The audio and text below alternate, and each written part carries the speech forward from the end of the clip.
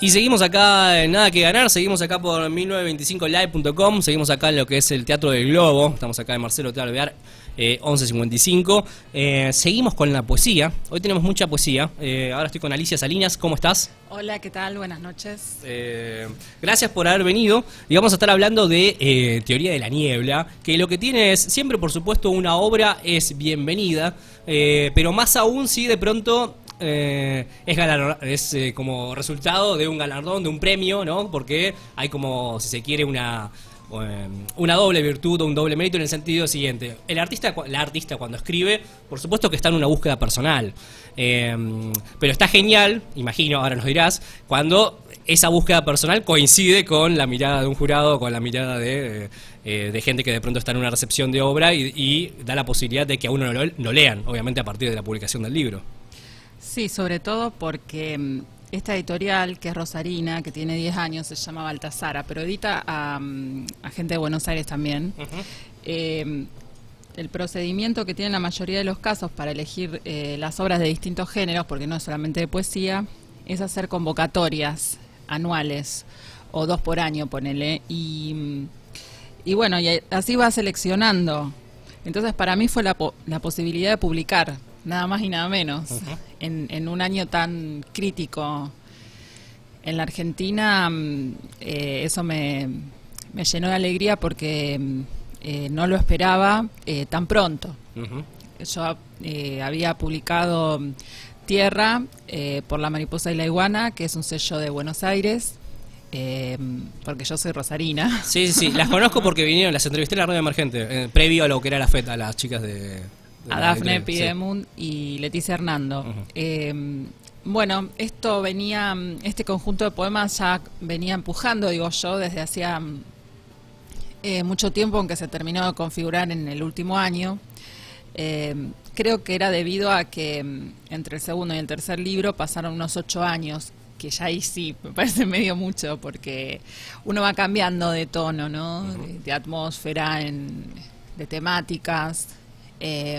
Entonces, quizás por eso fue que esto ya venía empujando, terminó de cuajar y pensé, bueno, armémonos de paciencia, a ver cómo hacemos para ofrecer esta obra al público, a la gente, bueno, si la quisieran leer, si la quisieran recibir, porque creo que como autora me interesa que se pueda vincular los poemas con los lectores. No me interesa dejarlos en un cajón.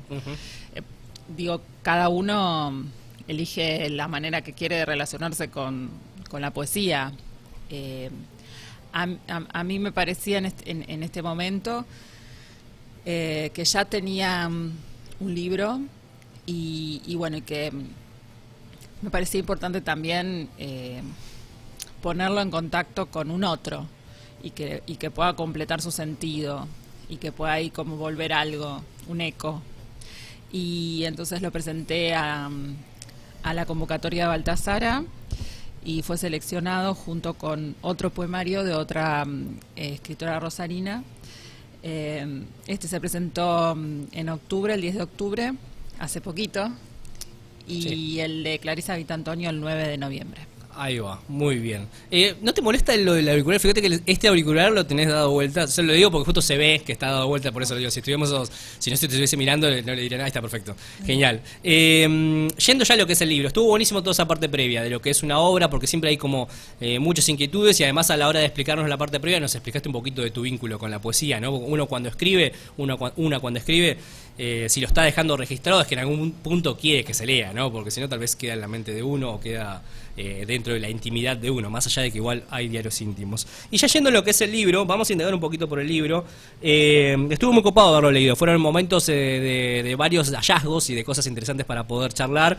Una de ellas es impresionante, hay algo que sucede con la poesía que no sucede con la narrativa, ni a nivel cuento ni a nivel novela, y es que casi siempre en un libro de poesía hay un poema que a veces se llama explícitamente arte poética, a veces no, pero habla acerca de lo que es la poesía, de la relación del poeta o de la poeta con la poesía, con una habitualidad y con una regularidad que no sucede en la narrativa. no sucede que en todos los libros de cuentos, o en casi todos los libros de cuentos, o en casi todas las novelas, haya un momento, un pasaje que se reflexione de manera metalingüística o metaliteraria acerca de lo que es narrar. Y tu libro, de hecho, arranca, es el puntapié inicial, que se llama, de hecho, Arte Poética. Y ya que arrancaste, y que al final está un pasaje está buenísimo que dice: la pretensión abre un surco incapaz de ser huella. Arranquemos por eso, que es como una de las preguntas como más difíciles de responder. ¿Qué es la poesía para Alicia Salinas? Ya que vos arrancaste también tu libro con eso, está bueno indagar por ahí.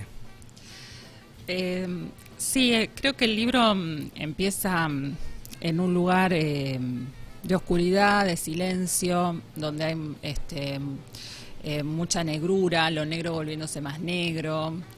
Y creo que hay un punto de silencio, de extrañamiento, de caos, desde donde va a emerger lo poético, como un intento de nombrar algo que siempre va a fracasar, que es un fracaso de antemano en la búsqueda de expresarme. Y bueno, porque el lenguaje no puede decirlo todo, por eso es incapaz de hacer huella.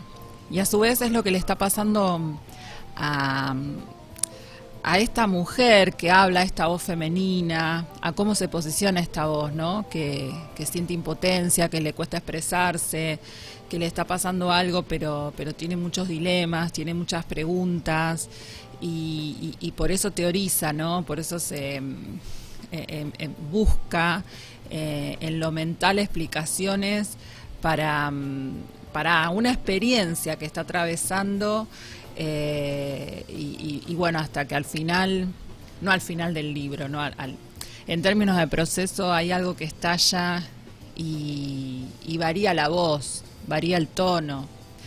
Y bueno, para mí lo poético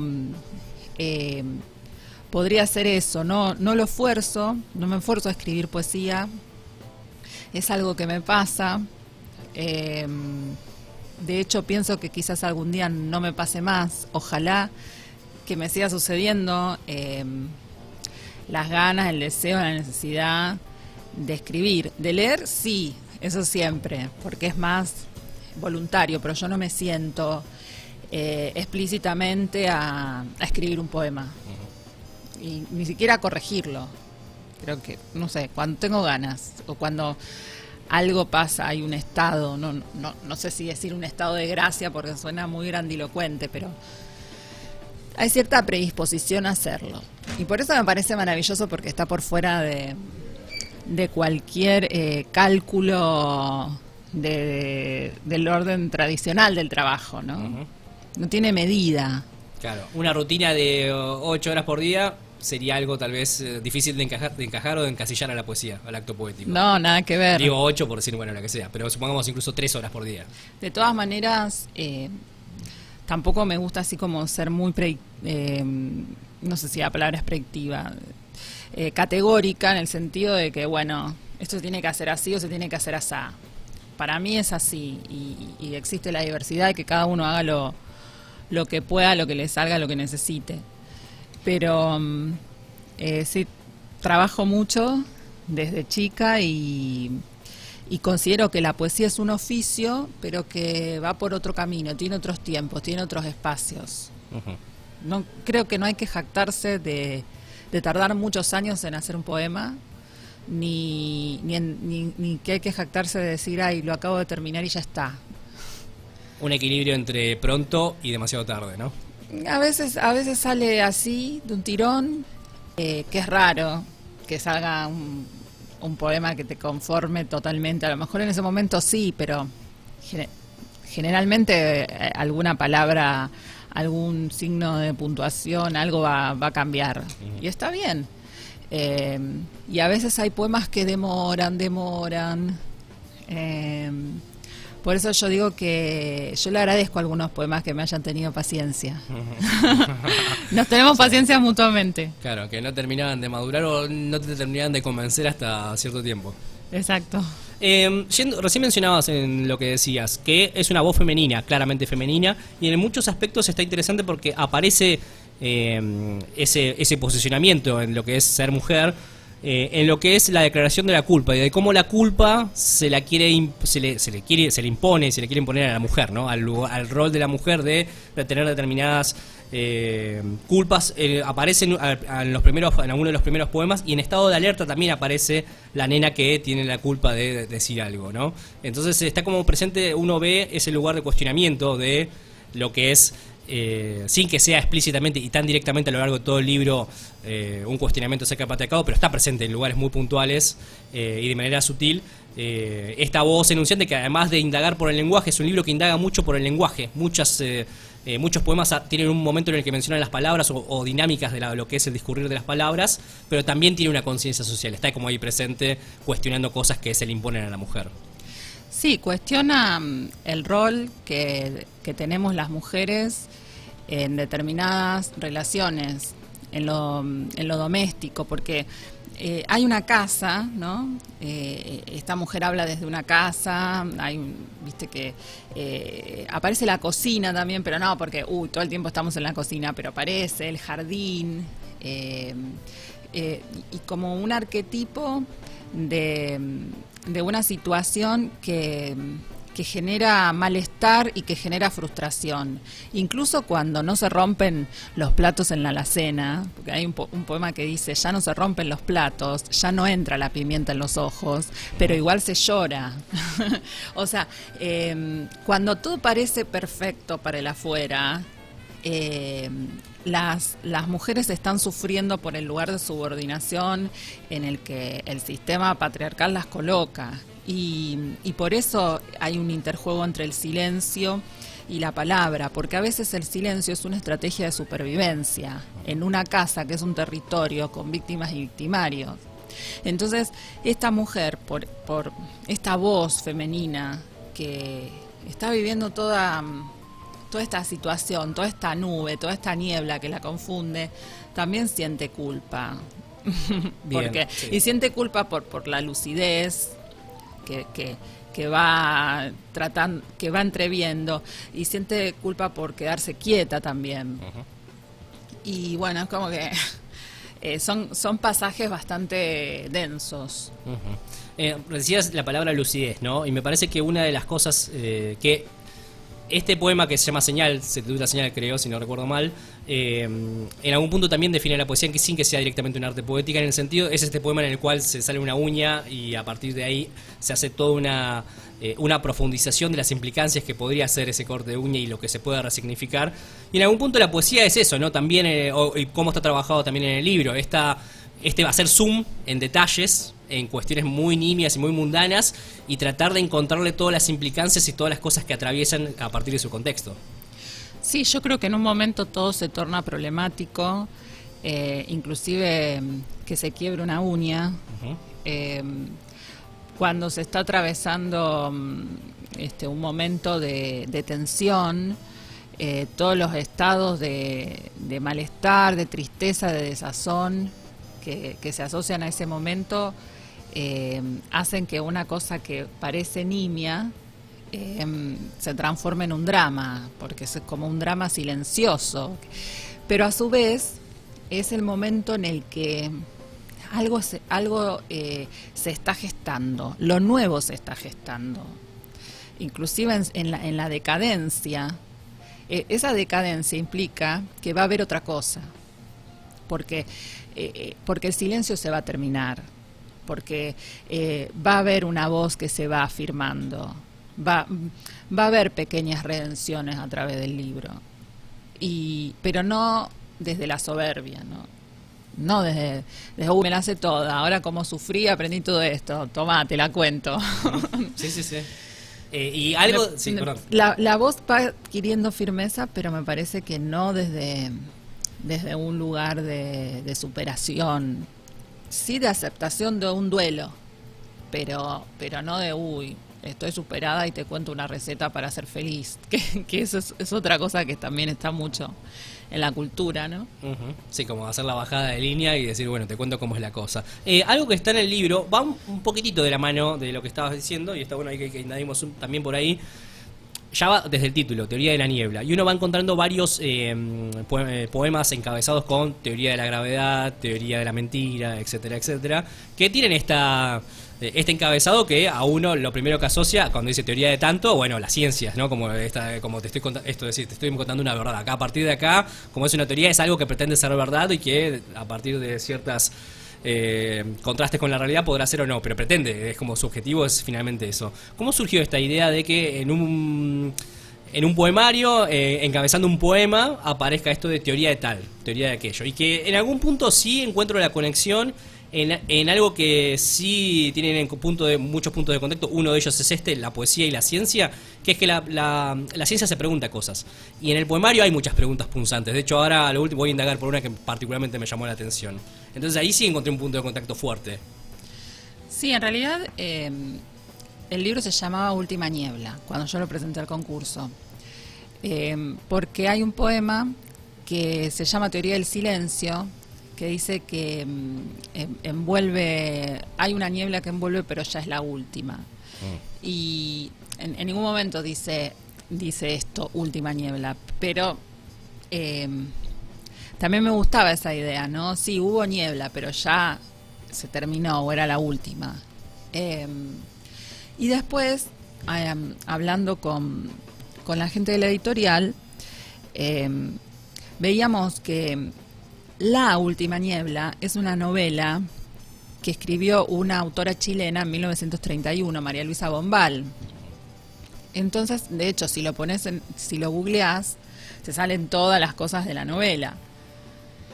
Lo cual, bueno, en un punto podía pasar porque, qué sé yo, ¿cuántos libros y discos se llaman El Árbol? El Arbolito. Sí, hay uno de los títulos que más he visto en bandas es que es Around the World. Creo que todas las bandas tienen un tema que se llama así. Claro. Por ejemplo. Pero me quedé pensando, me quedé teorizando y vi que en el índice había muchos poemas que ya venían con esos títulos. Teoría del llanto, teoría de la gravedad, teoría de la mentira, teoría de la justicia. Y dije, teoría de la niebla. Se unieron dos palabras muy potentes, porque niebla es una palabra que está siempre presente también en los poemarios. Es muy fuerte, tiene un referente claro. Es muy simbólica. Es muy simbólica, pero a mí también me interesa la palabra teoría, que tiene que ver con observar, ¿no? Etimológicamente tiene que ver justamente con ver, con mirar, e intentar explicar algo, darle un ordenamiento, unos principios a partir de la observación, del análisis. Y bueno, creo que todo el libro es un esfuerzo por entender esos dilemas de los que hablábamos antes, que le pasan a una mujer en particular, pero que también le pasan por su condición de mujer, que es un universal. Uh-huh. Por eso decimos que lo personal es político. Yo decía, este libro salió así, y no está tan presente en la exterioridad, los asuntos históricos, políticos, sociales, ¿no? Porque la voz se recuesta mucho a lo íntimo. Y después me quedé pensando, los feminismos nos enseñaron esto, lo personal es político. Uh-huh. Cómo va a gozar o va a sufrir una mujer en determinada relación, con determinado formato de relación, no es únicamente una decisión racional de nuestra propia subjetividad o de cómo me vinculo con el otro, también tiene que ver con sistema. Tal cual. Por eso ahora se escucha como consigna, no nos callamos más. Fíjate que también hay una referencia a un silencio ancestral, a un posicionamiento de la voz que era de silencio. Ahora, hoy, en el siglo XXI, no nos callamos más. Lo que tenemos que decir, lo vamos a decir. Y por eso digo que, sin querer queriendo, hay algo que está pulsando ahí en cierta consonancia con un espíritu de época. Y la voz, quizás porque acepta lo que le pasó, o porque se va aferrando a la vida, a la salud, a atender otras cuestiones, no a quedarse en el pozo, porque no es todo negro. En un momento hay yo lo llamo pequeñas redenciones, pero el libro no es una maquinaria absoluta que se cierra sobre sí misma. Hay como esos agujeritos por donde entra la luz. Y al final hay la posibilidad de un nuevo día. De hecho, hay un poema que se llama Nuevo Día. Y hay la posibilidad de un diálogo, porque la mujer dialoga con su hija. Entonces, empezamos en un silencio, en una cosa que era trabada, que había oscuridad, que había negrura, y de repente terminamos en el río, topográficamente, geográficamente hablando, terminamos en un espacio abierto, donde está la naturaleza, donde está lo vasto, donde está lo comunitario, porque no hay encierro en el río, y aparte el río fluye siempre. Y digo, acá, y encima acá, hay una conversación. Muy bien. Que antes había un monólogo, ¿no? Había un monólogo frente al espejo. Y ahora hay una conversación con otro, con otra. Y es muy fuerte para mí, por eso este libro. Noto que está muy cargado de cosas. Voy a rescatar un poquito lo que había dicho antes de uno de los puntos de contacto que puede tener la poesía con la ciencia. Estado de alerta es un poema de los que más me ha gustado. De hecho, y acá voy a leer una parte que tiene que ver con esto de las preguntas, ¿no? De la ciencia justamente se pregunta y a partir de las preguntas trata de resolverlas con explicaciones. Y la poesía también. Y digo, hay una parte de Estado de alerta que es todo como una gran pregunta o dos preguntas que dice así: ¿es responsable la piedra del pajarito que al lado devora, un gusano sin piedad ni esfuerzo? ¿Qué sucede si la lombriz se vuelve dura y destroza por tracción el impulso de un pequeño pico? El terror consiste en trasvasar las preguntas a las próximas generaciones. Y ahí uno ve eso de que también la poesía, así como la ciencia se pregunta para tratar de conocer y de saber y de armar explicaciones, la poesía se pregunta también para encontrar las significaciones y cosas que puede dar vuelta y de alguna manera encontrarle una arista nueva a cosas que ya se dan por sentadas. Sí. Por lo menos me llegó eso y que estaba pensando en esto de la teoría y de la ciencia y de pronto que la poesía también tiene su propia manera de preguntar. Y quizás su propia manera de llegar a la verdad. ¿No? Sí. Partiendo de una verdad, de algo muy genuino, porque no hay careta en esto, por lo menos para mí. Creo que cuando se puede sentir, como lectora me pasa que cuando puedo sentir cierto brillo o cierta emanación de un poema, parece que ahí hubo algo genuino, algo auténtico que le pasó al autor o autora. Por más que después se construya una ficción, ¿no? Pero eso brilla ahí y de alguna manera magnetiza, ¿no? Y entonces partís de algo auténtico y a su vez llegás a una verdad, o sea que es una maravilla. Totalmente, sí. Está bueno de esto de que, como vos decís, un poema es un artificio, es una construcción, es algo que se reescribe, algo que se pule, pero a la vez en esa reescritura se mantiene algo genuino y vital que surgió de lo espontáneo, de lo intuitivo, tal vez de esa búsqueda también de lo creativo. Y algo que tiene que ver con esto del artificio, que es algo que noto en buena parte de los poemas. Recuerdo Brújula y recuerdo haberlo leído y que también, como me ha pasado con otros varios poemas, haber recibido un deleite estético a la hora de llegar al final, de decir, bueno, que dice así: permanecer alerta acorta el viaje. Con todo lo que venía construyéndose, eso es como un embudo que venía pergeñándose, y cuando llega esa frase que acá suelta, tal vez dice igual, pero tal vez no es lo mismo, que no tiene la misma contundencia que uno si hubiese leído todo el poema, intuye y se queda revisando y releyendo el poema, qué construcción que hubo acá, qué reescritura, y cómo ya desde el primer verso se ve que estaba orientado para que se llegue a este final y que tenga esta contundencia. ¿Cuánto reescribís los poemas? O a lo que quería ver, ¿cómo llegas a estos poemas, a estos finales contundentes? Que uno siente que cuando termina de leer el poema, para haber logrado ese efecto, se siente que el primer verso está dirigido hacia eso.